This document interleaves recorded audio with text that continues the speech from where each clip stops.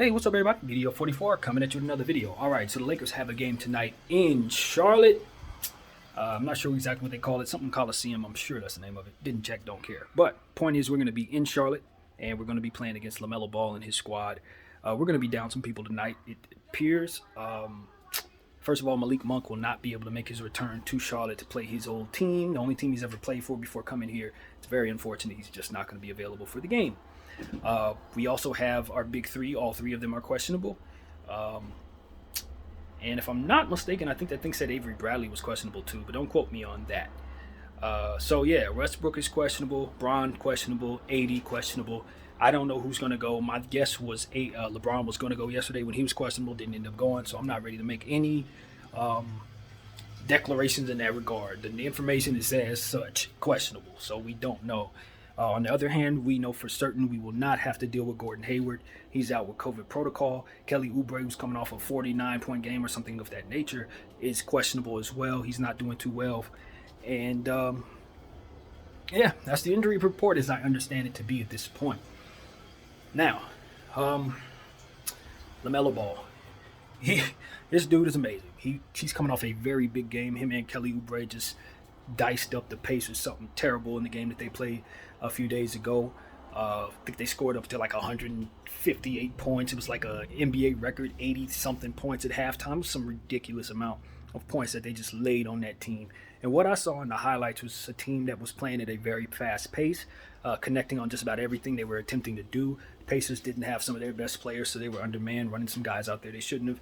And, you know, LaMelo Ball and Kelly Oubre just took advantage, and so on and so forth.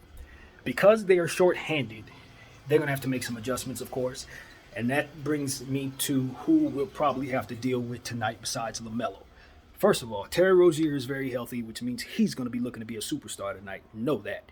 Another player that you need to look out for is another player at that guard position by the name of James Bouknight, who's a lottery pick who's finally starting to find his rhythm. We know he can score a lot. He's very, very athletic, even though he's a little shorter than you expect. You expect to see somebody who can jump out of the gym like him, but he can very much jump out of the gym. And put up a lot of points really quickly. So that is why they're capable of putting up 158 points on you.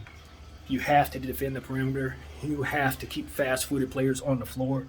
If we have any intention of beating this team, we must understand that. Slow pace will not get it done tonight. But trying to outrun them will also not get it done tonight. So we need to find a balance, and most importantly, we need to get something out of our role players, for which we did not get in the last game. Anthony Davis is coming off a fantastic game for him. We didn't have anything bad to say about his performance. He was in the 30-plus range. He had 4 blocks, double-digit rebounds. He handled business. One of the best games I've seen him play in a Laker uniform. Top 5 game he's ever played in a Laker uniform. So we were definitely pleased with him. But nobody else really gave us much.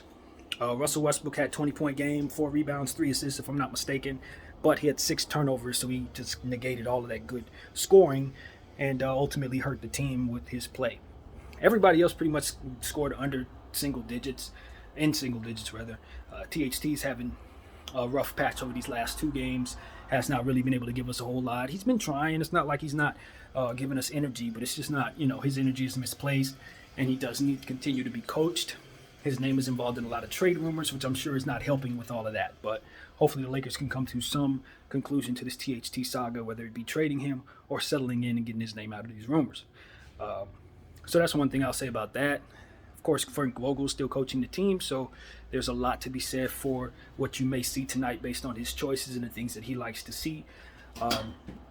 One player that I know we'll have to keep an eye on out there as well is Mason Plumlee, who's a guy who is a very smart player, a facilitator from the center position, and somebody who can rebound the ball quite a bit. He doesn't have that athleticism he used to have when he played for Brooklyn back in the day and all that, but he can still very much bother you, create problems, and have a big rebounding game to go along with some assists. So I expect him to help them with that facilitating process. And of course, LaMelo Ball is going to be LaMelo Ball. You got to understand, LaMelo Ball is a superstar in the making, a basketball genius, if you ask me, a savant. All of the best names you can call a guy who's young and really, really, really good at what he does. That's what LaMelo is. As good as advertised, probably a little better than that. So at this point, I'm just expecting him to lead his team at home in a situation where the Lakers should possibly be coming in undermanned. And depending who we have on the floor should determine whether or not we'll be able to compete with him tonight, in my opinion. If we have our big three, if all three of them are able to go, I like us against this Hornets team without Gordon Hayward. If we have a guy missing or all three of our guys missing, we're going to have to get production that we didn't get in the last game. Malik Monk not being there really does hurt because although he's been a little inconsistent over the last 2 weeks, he has provided a great deal of help on this road trip. And, we're going to miss him sorely out there. Obviously, he would have been motivated very much to play his old team. He's out with a sore groin. So, that's really what it is, man. Both teams are undermanned. Both teams are question mark in regards to a lot of key players that we're playing tonight. And because of it, you just don't really know how to assess this thing. I wouldn't bet on this game at all.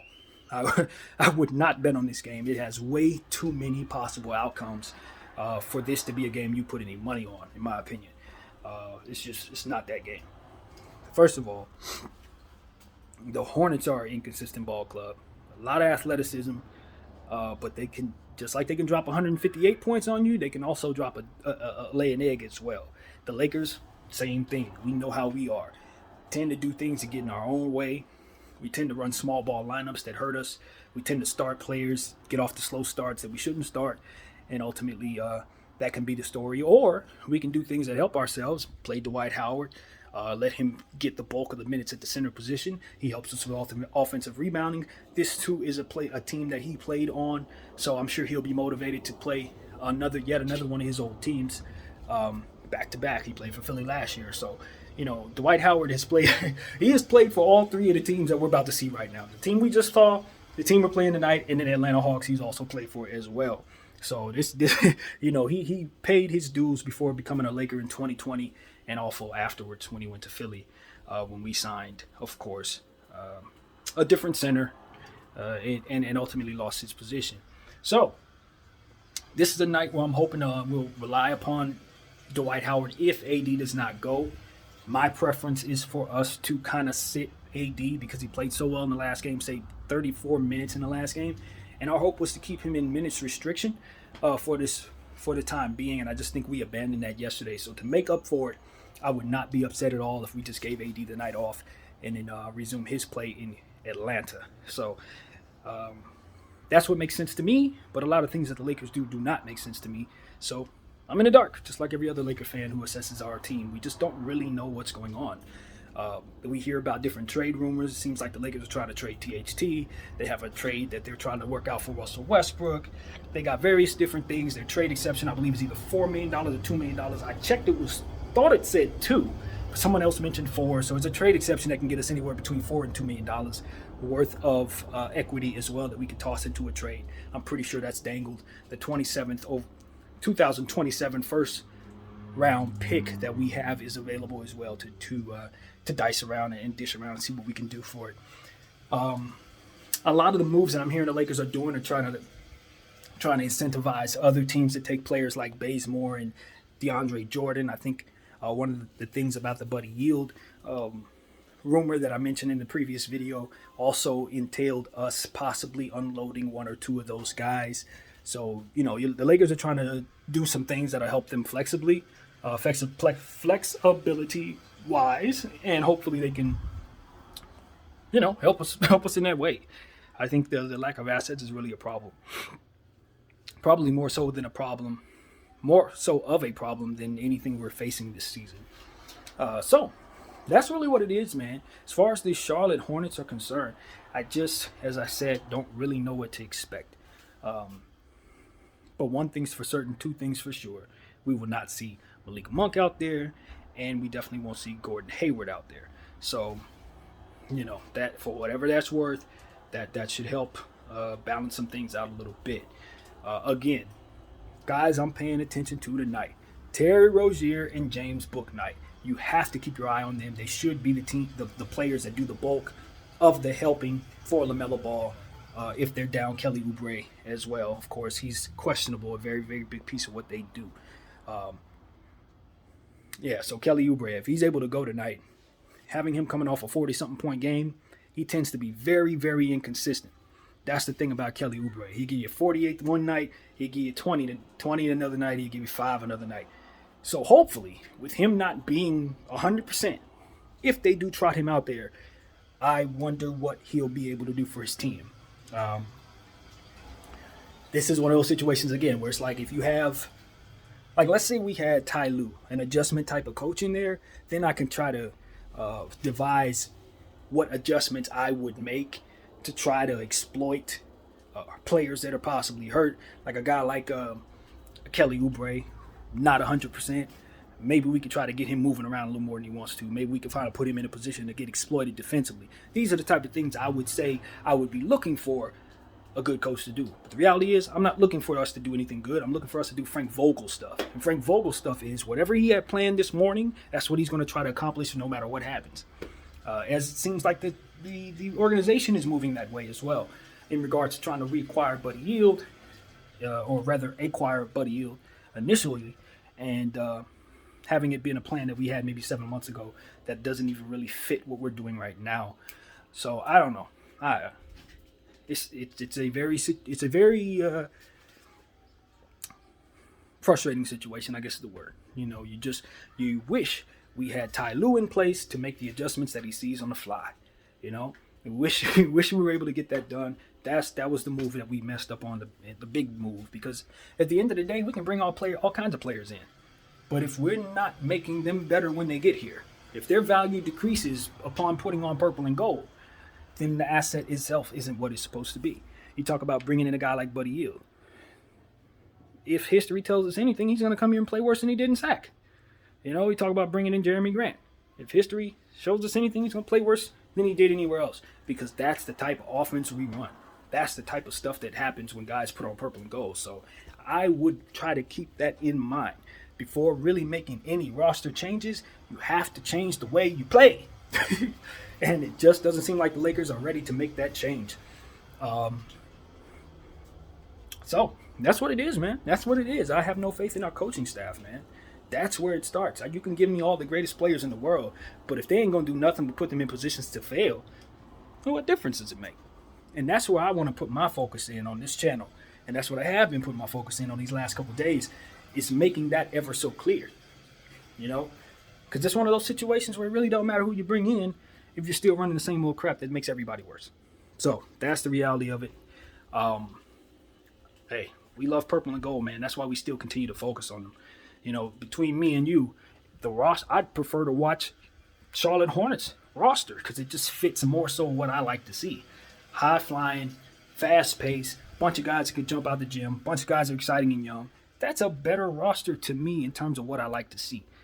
Now, they don't have an Anthony Davis. They ain't got LeBron James, so I ain't crazy. They're not better than us. But because of their back-of-the-bench players are just more quality than our back-of-the-bench players, when we're shorthanded, they should be favored, especially at home.